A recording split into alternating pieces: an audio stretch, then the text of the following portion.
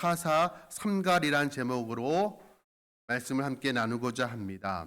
삼갈, 아마 여기 계신 분들 중에서 이 삼갈이란 이름을 처음 들어보신 분들도 혹 있을지 모르겠습니다.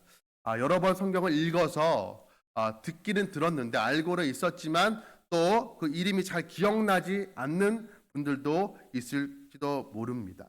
삼갈이란 사람은 그렇게 성경 속에서 잘 알려진 유명한 사람이 아닙니다. 그렇죠? 우리가 잘 아는 아브라함, 다윗, 요셉에 비하면 가히 이제 무명에 가까운 사람이라고 할 수가 있습니다. 성경 전체를 통틀어서 이 삼갈에 대한 기록은 오늘 우리가 읽었던 이 본문 한 절에 불과합니다. 그러나 단 한 절이지만 그가 행한 일을 보면 참으로 놀랍죠. 하나님께서 그를 통하여서 600명이나 되는 블레셋 사람들을 쳐 죽였다라고, 그를 통하여서 하나님께서 이스라엘 민족을 구원하였다라고 성경은 증언을 하고 있습니다. 이렇게 큰 역사를 일으킨 사람이라면 그의 인생의 스토리를 한 책 한 권 정도는 써도 부족할 것 같은데, 성경은 단 한 절로 그의 인생을 소개하고 있습니다. 31절 말씀입니다. 에훗 후에는 아낫의 아들 삼갈이 있어 소모는 막대기로 블레셋 사람 600명을 죽였고 그도 이스라엘을 구원하였더라.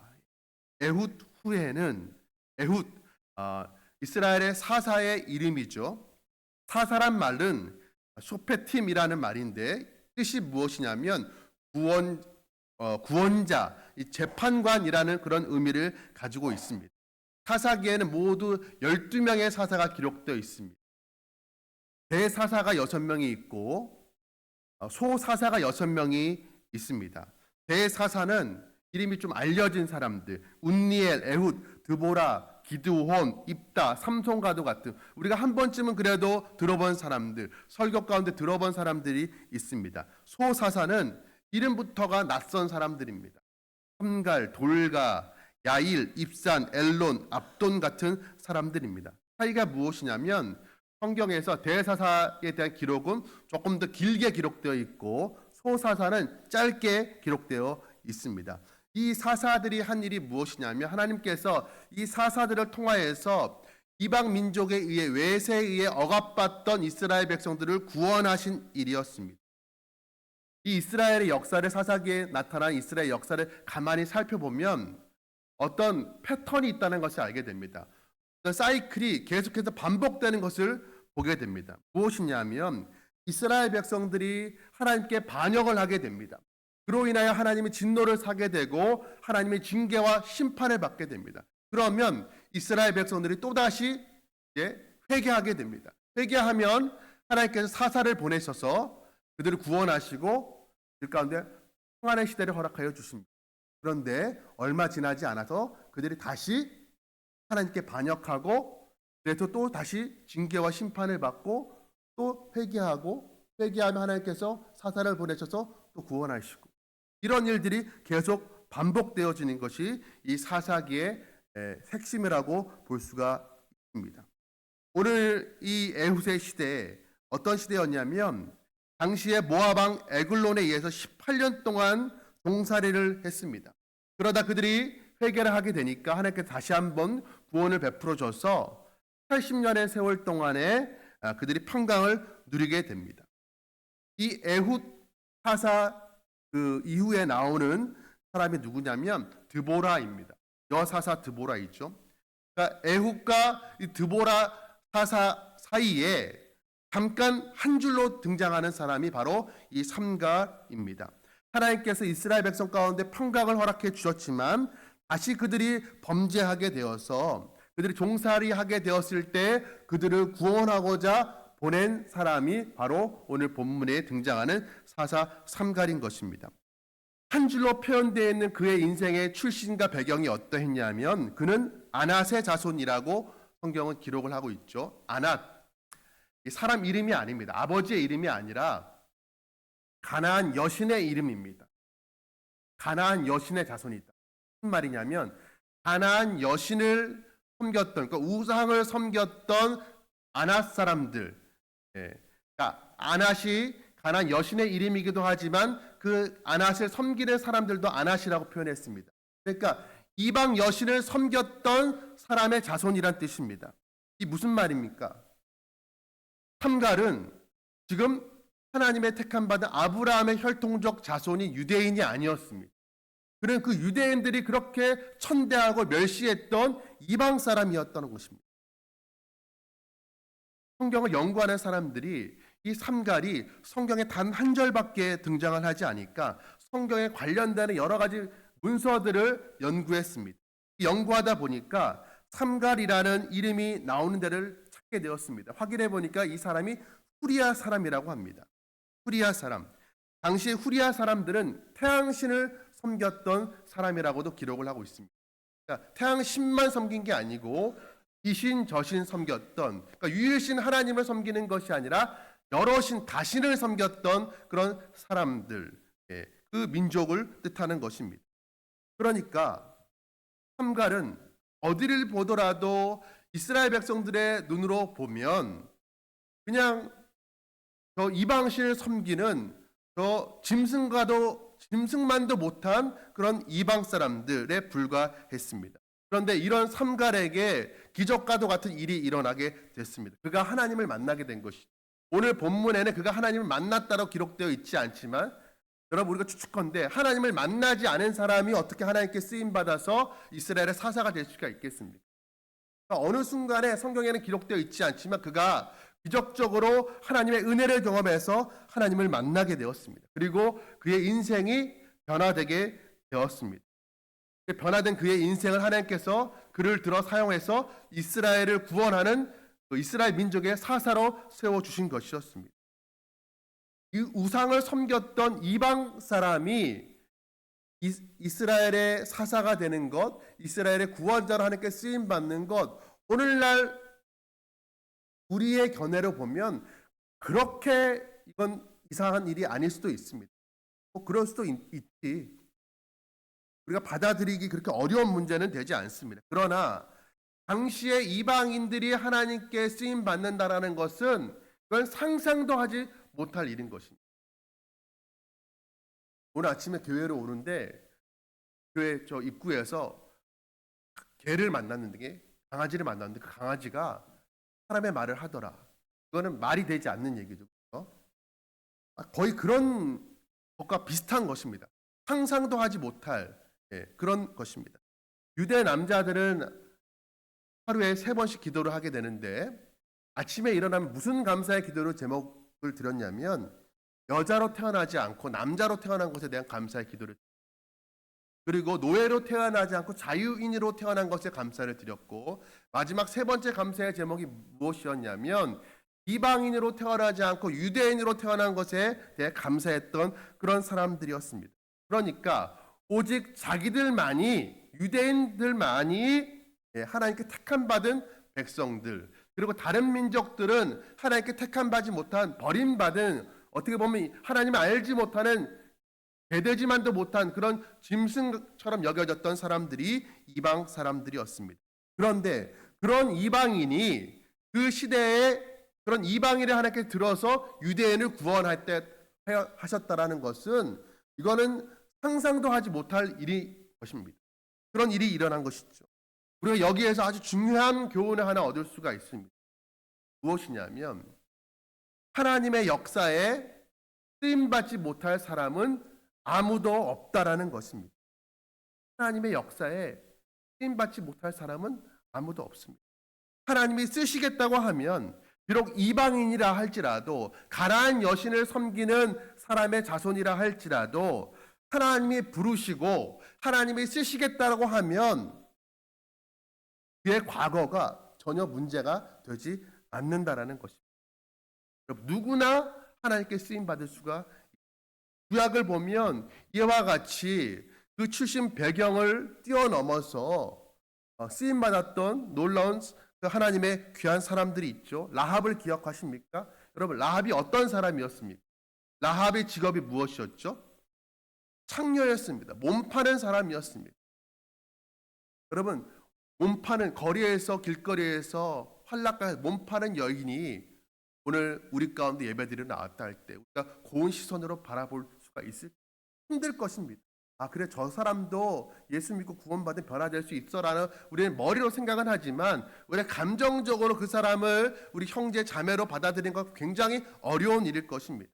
그렇죠? 그런데 몸파는 여인 창녀, 이 창녀도 하나님의 부름받고 택함받아 사용되어지니까 이스라엘의 가나안 정복을 위해 귀하게 쓰임 받았고 그는 훗날 나중에 예수 그리스도의 조상이 됩니다. 모압 여인 룻은 어땠습니까? 이스라엘 백성들이 우상 섬기고 각자 제 길로 갈 때 하나님께서 이 이방 여인 룻을 들어서 사용하셨습니다. 그러하여금 하나님을 경배하게 하셨습니다.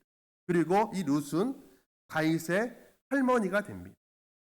하나님께서 한번 부르시면 쓰임받지 못할 사람이 없고 어떤 사람이라도 하나님께 귀한 은혜의 축복의 통로로 사용된다는 그 사실을 우리가 꼭 기억하길 바랍니다. 여러분, 태어날 때 좋은 출신 배경을 가지고 태어난 사람들을 금수저라고 하죠. 좋은 집안의 배경을 가지고 태어났다라면 태어났는데 그런 금수저로 태어났다는 것, 내가 선택한 것도 아닌데, 그렇죠? 그럼 감사할 일입니다. 그러나 반대로 흙수저, 집안 배경도 미천하고 집안도 가난해요. 그런 내가 흙수로 태어났다고 할지라도 그러나 절망할 이유가 없습니다. 왜 그렇습니까? 흙수저로 태어났다 할지라도 하나님께서 우리를 택하시고 불러주시면 우리라도 흙수저라도 하나님께 귀하게 쓰임받을 수가 있다라는 것을 오늘 사사 삼가를 통해서 우리가 깨닫기 때문입니다. 여러분, 신앙도 마찬가지입니다. 태어날 때 믿음의 집안에서 태어났습니다. 정말 귀하고 아름다운 일이죠. 어릴 때부터 가정에서 신앙 교육을 받고 주일학교를 경험했습니다. 그러나 주일학교 한 번 경험해 보지 못했습니다. 부모님이 신앙생활을 하지 않아요. 그렇다 할지라도 예수를 만났다라면 그것 역시도 귀하고 감사한 일이라고 할 수가 있을 것입니다. 그러니까 우리가 가져야 될 질문은 이것입니다. 내 인생이 과연 하나님께 쓰임 받고 있는 인생인가 아닌가를 우리가 물어야 될 것입니다. 내가 과연 쓰임 받고 있는가? 아니면 내가 태어난 모습 그냥 그대로 살다가 이렇게 가는 인생인가? 우리는 스스로에게 한번 물어봐야 될 것입니다. 여러분, D.L. 무디라고 한 번쯤 이름을 들어보셨죠? 위대한 복음의 전도자였습니다. 이 D.L. 무디 참 열악한 환경 속에서 살았던 사람이었습니다. 가난한 청교도 집안에 태어났고 7 그 자녀들 중에 6째로 태어난 걸로 제가 기억을 하는데 아버지가 4살 때 돌아가셨습니다. 그러니까 어머니가 그 7 자녀들을 키우기 위해서 얼마나 고생했겠습니까? 그러나 그렇게 고생을 해도 가난을 면키 어렵겠죠. 그는 초등학교도 제대로 졸업하지 못했습니다. 그러나 하나님께서 그를 귀하게 들어 사용하셔서 놀라운 그 복음 전도자로 사용을 하십니다. 그 훗날에 케임브리지 학교, 아주 명문 대학교죠. 강연을 하게 됩니다. 설교를 하게 됩니다.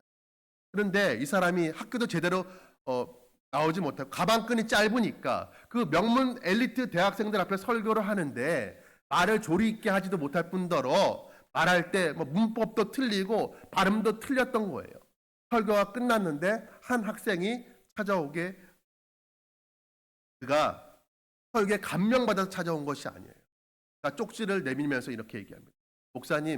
목사님이 설교하시면서 틀렸던 문법들, 틀린 단어들, 틀린 발음들 다 제가 하나도 빠짐없이 적어서 왔습니다. 목사님을 모욕 준 거죠. 그때 D.L. 무디가 그 학생에게 이렇게 대답을 했다고 합니다. 제가 잘 알고 있습니다.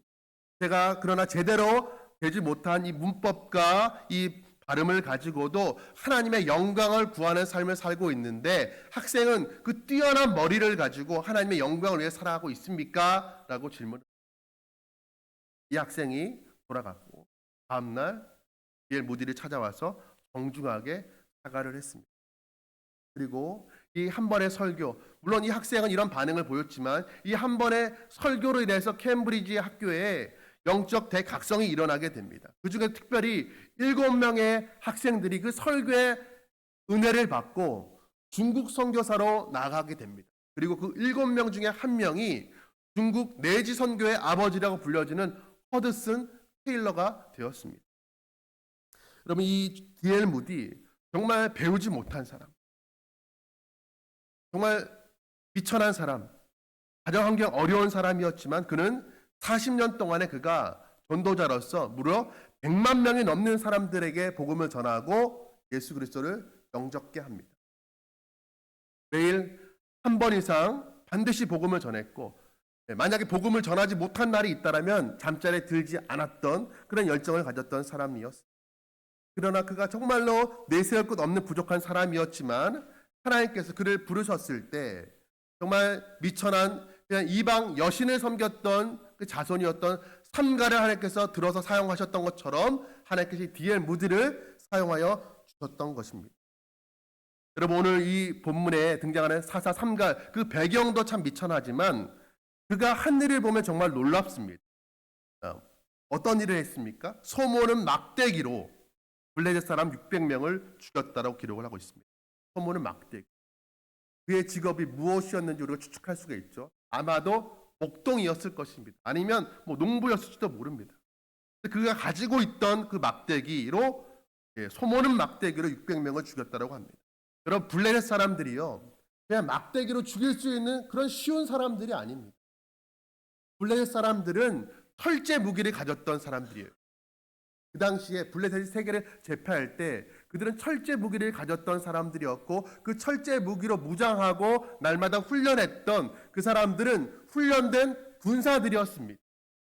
그런데 소모는 목동이 자기 손에 들려있는 그 짧은, 그냥 툭 치면 부러질 만한 그런 막대기로 그 철제 무기를 든 블레셋 사람들 1명도 아니고 6명도 아니고 600명을 쳐 죽였다는 것은 널 믿으라고 하면 참 믿을 수가 없는 것입니다. 과도한 부탁, 믿으라고 하면 과도한 부탁처럼 들립니다. 그러나 이 어떻게 보면 인간적으로 보면 정말 일어날 수 없는 불가능한 사건처럼 보이는 이 사건을 보면서 우리가 깨닫는 것이 있습니다. 여러분, 우리가 여기에서 바라봐야 되는, 관심 두어야 할 것은 삼갈이 아니라 이 삼갈을 사용하시는 하나님께 우리가 관심을 두어야 된다는 것입니다. 우리가 바라봐야 될 것은 삼갈의 손에 들린 별 볼 일 없는 그냥 소모는 막대기가 아니라 그 막대기를 가지고 삼갈을 사용하여 주신 그 하나님을 우리가 바라봐야 된다는 것입니다. 그 막대기를, 지팡이를 떠올리면 또 생각나는 한 사람이 있죠. 모세입니다. 이스라엘 백성의 그 지도자 모세가 지팡이를 강으로 내밀었을 때 나일강이 핏물로 변하게 되죠. 지팡이를 바다로 내밀었을 때는 바다가 갈라지게 됩니다. 그런 역사가, 놀라운 역사가 일어나게 됩니다. 지팡이 그 자체의 효력이 있었던 것이 아니죠. 지팡이를 들었던 모세에게도 큰 능력이 있었던 것이 아니었습니다. 모세가 지팡이를 들었을 때 하나님께서 그를 사용하여 주셨던 것이었습니다. 여러분, 다윗의 물맷돌 기억하시죠? 그런데 우리가 물맷돌에 맞아서 죽은 그 거인 골리앗 장수를 우리가 기억하고 있지만 한번 생각해 보십시오. 골리앗 장수가 갑옷으로 무장을 했습니다. 그런데 그 어린 목동, 소년 목동 다윗이 얼마나 물맷돌을 세게 던진다 한들 그 거인이 갑옷으로 무장한 그 거인 골리앗이 그 물맷돌 하나 맞았다고 죽을 수 있겠습니까? 물맷돌 하나의 그 그 능력이 있는 것이 아니죠. 던진 돌은 하나에 불과했지만 그 돌을 던진 사람은 어린 소년 목동에 불과했지만 하나님이 그 물맷돌을 가지고 역사하신 것이었습니다. 여기서 중요한 영적 교훈이 있습니다.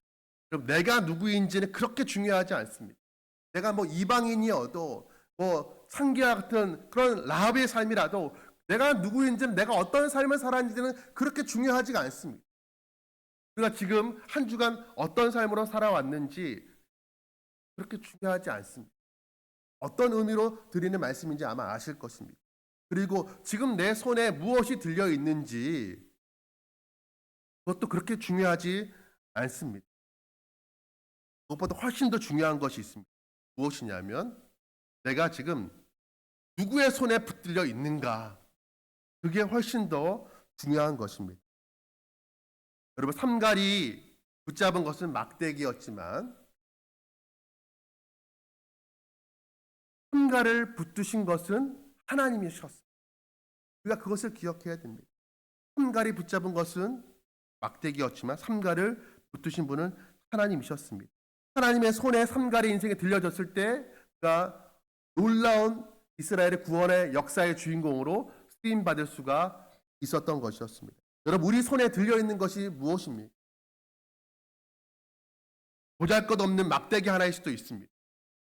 우리 중학생들 이 자리에 있는데 참 대견합니다. 지금 시험 기간인데 시험을 안 보는 것인지 아니면 다 공부를 한 것인지 뭐 잘 모르겠지만 아무튼 이제 시험 지나고 나면 얼마 성적표를 받아들겠죠. 그 성적표가 내 기대에 못 치는 것이라 할지라도 보잘것없는 성적표라 할지라도 그러나 하나님께 들림받아 쓰임받다면 그것은 아무런 제약이 되지 않는다라는 것입니다. 그런데 아무것도 아닌 그 막대기 같은 자기 인생을 보면서 또 자기의 그 어떤 출신의 배경의 미천함을 탓하면서 원망하는 사람들이, 그러나 적어도 우리가 하나님 믿는 하나님의 사람들이라면 그러해서는 안 될 것입니다. 우리가 스스로 의지할 것 하나 없다 할지라도 우리가 심지어 우리 부모님도 의지할 만한 대상이 되지 못하고 내가 의지할 만한 어떤 좋은 것을 내가 스스로 가지지 못했다 할지라도 우리가 의지할 만한 유일한 대상 대신 하나님 한 분만을 바라보면서 우리가 새롭게 일어나야 될 것입니다. 그런 사람들을 우리가 그리스도인이라고 부르는 것입니다. 여러분, 세상을 다 가졌다고 하더라도 세상에 좋은 것들을 다 가지고 좋은 배경을 가지고 뛰어난 능력을 가졌다 할지라도 하나님의 손에 들려서 쓰임받지 못한다라면 그건 자기 능력만큼만 살다가 죽는 것입니다. 자기 역량만큼만 살다가 죽는 거예요. 자기만 이롭게 하다가 살다가 죽는 것입니다. 아무리 뛰어나고 화려하다고 한들, 아무리 뛰어난 인재라고 한들 100년 넘게 살아가는 사람들은 없습니다. 그렇게 살다가 자기 인생도 바꾸지 못하고 남의 인생도 변화시키지 못하고 그렇게 살다가 그냥 흙으로 사라져 버리는 것입니다. 그러나 정말 우리가 어린아이 같이, 아니 젖먹이 같이 연약한 인생이라 할지라도 전능하신 하나님의 손에 들려지기만 하면 정말 사람을 변화시키고 많은 사람을 하나님께로 인도하는 하나님의 역사에 쓰임받는 놀라운 주인공이 될 줄로 믿습니다. 그런 막대기를 내가 들고 있으면 그냥 평범한 막대기, 사물을 가리키는 그냥 막대기, 그냥 그 막대기에 불과합니다. 그런데 정말 그 막대기가 세계적인 명주의자 마이스트로의 손에 들리면 그 막대기는 아름다운 곡을 지휘하는 주의봉이 되는 것입니다. 여러분, 우리의 인생의 막대기를 누가 쥐고 있습니까? 누가 우리 인생의 주인입니까? 내가 내 인생의 막대기를 내가 쥐고 있으면 그건 진짜 막대기에 불과합니다. 아무짝에도 쓸모없는 막대기에 불과합니다. 그러나 하나님의 손에 들려지면 정말 우리 인생을 아름답게 연주하는 그런 명곡을 만들어내는 그런 지휘봉이 될 줄로 믿습니다. 여러분, 오늘 우리가 이 삼갈의 이야기를 보면서 받는 교훈이 무엇입니까? 우리가 정말로 하나님께 부름받기만 한다라면 우리가 쓰임받지 못할 사람이 아무도 없다라는 것입니다. 우리가 좀 부족해도 상관없습니다. 연약해도 상관이 없습니다. 그런데 자기의 연약함과 부족함을 너무 깊이 묵상하는 사람들이 있습니다. 비교하기 때문입니다. 다른 사람과 비교하면요, 하나님이 주신 것에 대한 감사를 잃어버리게 됩니다. 성경은 우리에게 자족하라고 합니다. 그럼 자족은 무엇입니까? 정말로 모든 것이 쓰고 남을 만큼 넘쳐서 거기에 대해 만족해서 감사하라는 것이 아니죠. 하나님이 주신 것으로 자족하라고 성경은 우리에게 말씀하고 있습니다. 다른 사람이 가진 직장과 다른 사람의 배우자와 자신의 배우자, 자기가 가지고 있는 그 직장을 비교하면 만족이라는 것은 찾아볼 수가 없는 것입니다. 비교는 내 만족을 빼앗아가는 그런 괴물인 것입니다. 평생 비교하게 되면 평생 하나님이 주시는 것에 대해 감사하지 못하고 그걸 제대로 누리지 못하고 인생 허비하게 됩니다. 그러다가 하나님께 쓰임받지 못하는 인생을 살아가게 되는 것이죠. 난 이것 때문에 안 되고 저것 때문에 나는 안 된다라고 이야기하다가 한번 하나님께 쓰임받지 못하고 인생 사라지게 되는 것입니다. 이제 우리가 다른 사람과 나의 인생을 비교하지 않기를 간절히 소원합니다. 여러분, 우리가 보잘것없는 모습이라 할지라도 우리의 모습 있는 모습 그대로 하나님 앞에 가지고 나아갈 때 하나님 우리를 들어서 사용하여 주실 것입니다. 꼭 이 자리에 나는 좀 가진 것이 있다, 나는 막대기가 아니라 난 좀 더 귀한 것, 좋은 것을 가지고 있다라고 하더라도 그것 때문에 우리가 교만해서는 안 될 것입니다. 여러분, 손에 철제 무기를 들었던 블레셋 군사 600명이 소모는 막대기를 들었던 삼갈에 의해서 죽임을 당했다는 사실을 우리가 기억하면서 우리는 겸손해야 될 것입니다. 중요한 것은 내가 내 손에 무엇을 들었는가가 중요한 것이 아니라 내가 하나님의 손에 들린 바 되었는가, 그것이 중요하다는 사실을 우리가 잊지 않기를 간절히 소원합니다. 오늘 마지막으로 사사 삼갈에 대해서 설명하는 한 문장이 있습니다. 무엇이라고 이야기합니까? 그도 이스라엘을 구원하였더라. 그가 이스라엘을 구원하였더라와 그도 이스라엘을 구원하였더라, 의미의 그 차이를 아시겠죠? 그도라는 뜻은 무슨 뜻이에요? 이같이 별 볼일 없는 사람도 이스라엘을 구원하였더라라는 그런 의미를 가지고 있는 것입니다. 정말 기대하지 못한, 저런 사람이 하나님께 쓰임받아 전혀 기대하지 못했던 그런 사람까지도 하나님께 부름받아서 하나님께 쓰임받았다. 여러분, 얼마나 참 위안이 되는 말씀입니다. 사실 성경에 요셉과 같은 사람, 다니엘과 같은 사람, 아브라함과 모세와 같은 사람만 기록되어 있다면 우리 참 유축될 수밖에 없습니다. 모세니까, 다윗이니까, 요셉이니까 그렇게 살았겠지. 그러나 이 삼갈도 하나님께 들림받아서 민족을 구원하는 사사로 쓰임받았다는 사실을 우리가 보게 될 때 얼마나 큰 위로가 되는지 모릅니다. 여러분, 그도 이스라엘을 구원하였다라면 우리도 하나님께 귀하게 쓰임받을 수 있는 그런 하나님의 도구 될 만한 사람이라는 사실을 우리가 기억해야 될 것입니다. 여러분, 이 소모는 막대기를 건데 가만히 묵상하면 떠오르는 한 인물이 있습니다. 바로 우리 예수님입니다. 가나안의 목수의 아들로 태어나셨죠. 그 고향이 어디입니까? 베들레헴에 태어나서 나사렛 갈릴리에서 자라나셨습니다. 이게 우리에게 별로 와닿지 않는데 갈릴리에서 태어났다는 것은 서울이 아니라 포남 이리에서 태어났다는 것과 비슷한 것입니다. 비하하는 것이 아니라 시골 아주 촌동네에서 예수님의 출생을 얘기할 때 나사렛에서 어찌 선한 것이 날 수 있겠느냐라는 그런 그 이야기를 하죠. 예수님은 아무도 정말 주목하지 않는 그런 인생을 사셨습니다. 그렇게 젊은 삶을 목수로, 평범한 목수로, 나무 깎는 목수로 살아가셨다. 그가 십자가에 달리실 때는 하나님께서 그에게 주셨던, 하나님이기 때문에 가졌던 그의 신성을 다 내려놓으셨습니다. 십자가에 달리실 때 그 하나님으로서의 그 신성을 한 번이라도 능력을 발휘하셨더라면 그 자신의 십자가에 못 박는 모든 군인들을 다 물리치고 십자가에 내려올 수 있었음에도 불구하고 그는 그의 신성의 능력을 다 스스로 내려놓으셨습니다. 그리고 아무런 능력 없는 막대기처럼 십자가에 오르셔서 죽임을 당하셨습니다.